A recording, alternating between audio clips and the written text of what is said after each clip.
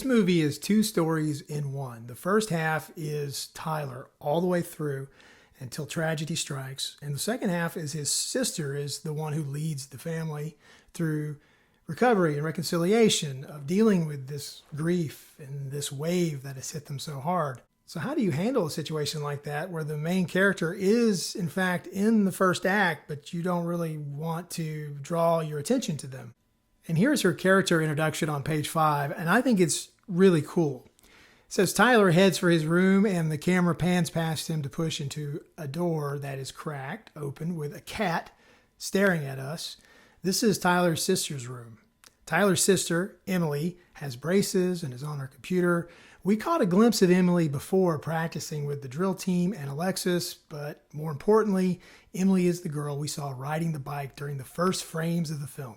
So he is really giving us some inside baseball here. He's talking to us directly, saying, remember that girl at the beginning of the screenplay, at the beginning of the film, you didn't know who she was? This is her.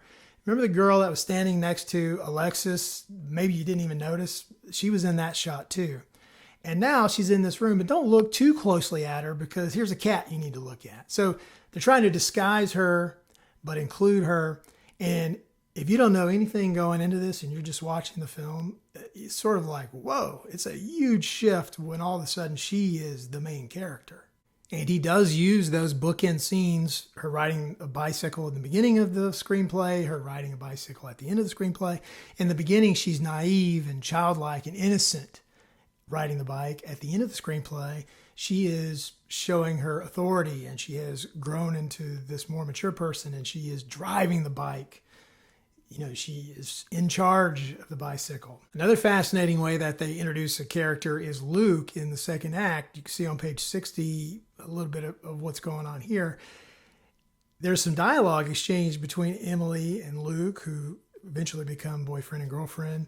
But at this time, she doesn't even know his name. She's seen him before, but she doesn't really know who he is. So the dialogue tags here are boy.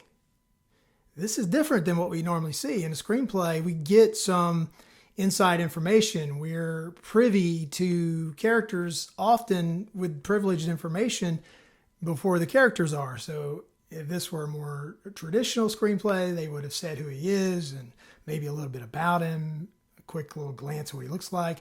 And then his tag would be Luke all the way down. And then he would introduce himself later on.